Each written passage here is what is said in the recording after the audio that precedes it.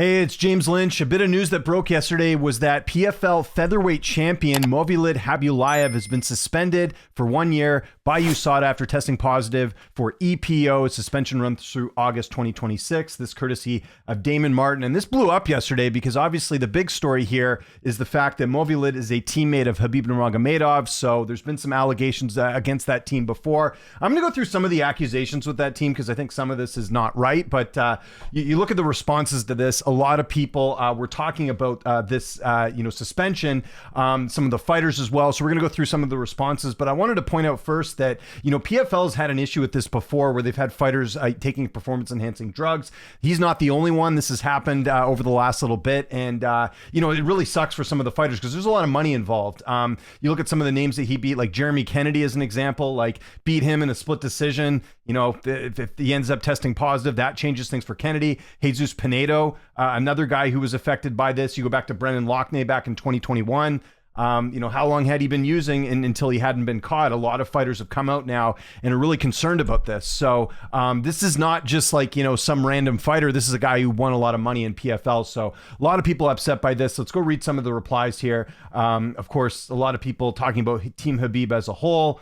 A lot of people using this as an opportunity to kind of crap on Team Khabib, which, I don't think is really fair. There has been some drug suspensions, but if you actually go through them, because I saw this, on Reddit, Khabib proteges that have popped for PEDs. One has received a permanent ban from MMA by USADA. That's true. But the Islam and Usman Nurmagomedov ones, the Islam one especially, if you actually go look here, it said he did have a failed drug test in April of 2016, but was ultimately cleared of any fault or negligence. It was because of a drug called Melodium. I don't know how you say that. It's a heart medication. So it wasn't a performance enhancing drug. And obviously since then, Islam hasn't failed anything. So Islam, I don't think that's fair to add to here. Yes, he was, busted, but it was something that was eventually cleared by USADA. The Usman Nurmagomedov one's weird. If you go back and look at that. So he fails the drug test at Bellator 300. And the win was overturned to a no contest, suspended for 6 months. But they didn't disclose what the substance was. So that one's a bit more suspicious, right? Because, we don't know exactly what it was. And if it was just a medication, why not disclose it? Usman's manager obviously coming out and saying that it was a prescription medication for an illness, but we never found out what that was. So that one is a bit suspicious. So something to keep in mind. And again, a lot of people chiming in on this whole situation. He's a close teammate of Khabib, who has trained with him and his father since childhood. I find it hard to believe that Khabib didn't know he was using PEDs. Other fighters from this camp has fought in the past for PEDs as well. So I only bring that up, not because I'm defending Movlid. Obviously, he got busted. He deserves to be ridiculed for all of this. You shouldn't cheat in MMA. And this makes a bit more sense. This is an older fighter, right? He's 35, so probably does need to take something to perform at a high level in that weight class. This isn't heavyweight. He's a featherweight fighter, right? So that he deserves to be ridiculed. The other stuff I just wanted to clear up because again, people attach PEDs to Islam. Islam's not known for cheating, and the one time he did have it, he was cleared by it. So just wanted to point that out. But again, reading some of the replies here, this is crazy. You can't tell me he's the only one in the camp who's taking this stuff. Ricky Simone, what team is he on? How many of them have tested positive? Ricky Simone, UFC fighter. Now, this is something that annoys the hell out of me when it comes to this particular fan base. So Simone obviously chimes in, as he should, wondering what's going on, because there has been some accusations, right? Even though I cleared up some of them there. But look at this. There's a guy on here going, where is it here? Crying more. And again, they're all the fans that, why do you care? Well, he cares because people are cheating in the sport. Never even heard about you. Whole team are cheaters. You get all these fans that are going after Ricky Simone. You ran away from Umar. You got 2 wins in your last 7. There's no accountability from this fan base. And by the way, I've shown this before. These aren't fans from Russia and Dagestan. If you go look at the fans here, this is a United States fan. You go look back here. You're not even ranked. Where's this guy from? I love this feature, by the way. It tells where people are from. This guy's from Norway, right? These aren't Russian guys going after Simone and other people and defending them. Unranked bum. Where's this guy from? Maldiv. You know what I mean? These are all people that aren't even real Muslim or Dagestani fans that are going at. But I see this a lot, and this is something I talk about this fan base. They always make excuses or deflect and say, why do you care about this? Well, why should people care about someone testing positive for steroids? Maybe Simone has friends that are in PFL that lost to Movlid. So this guy's deserved to be ridiculed if you test positive, as far as I'm concerned. How many members of Team Khabib's team? Paul Hughes chiming in. Obviously, Paul Hughes fought Usman Nurmagomedov, so he's going, Just kind of tongue-in-cheek there, but he's allowed to do that as well. Guru chiming in, Team Khabib dropping like flies these past few years is crazy. Never seen such a niche team go down like this, which, I mean, obviously he's being, he's being a bit rage baity here with this tweet. The Team Khabib's team is not falling, but there has been some accusations there as well. I get more vindicated. Fifth teammate of Khabib to pop for PEDs. Again, it's important to clarify that, yes, Islam popped, but he was eventually cleared. So something you want to get in there. If we read some more of these tweets, MMA fighters are all on some sort of crap. Another Team Khabib is busted. Jeremy Kennedy, obviously very upset about this, because he fought him.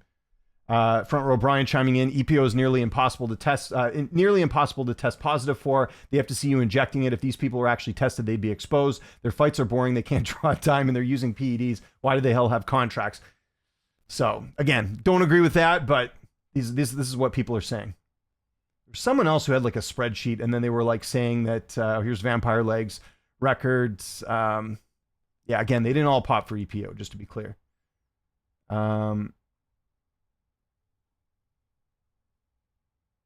Why people hate USADA and organizers are dropping them. They actually catch and punish folks. This is a great point here by Robert Joyner. By the way, good follow on Twitter as well. EPO is still rampant. You can't tell me, Mr. Georgian. So he's now accusing of Merab of being on steroids. So, but I think the first part here, absolutely true. USADA is catching cheaters.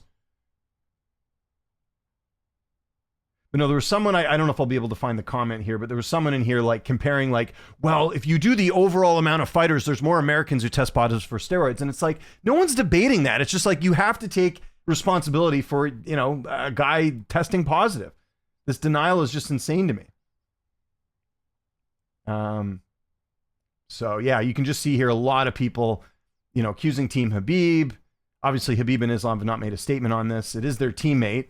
I don't know if they will say anything, but you can see Movlid again getting, yeah. So this, I mean, I feel bad for Islam and Khabib because again, like this looks bad on their entire team. They're a team.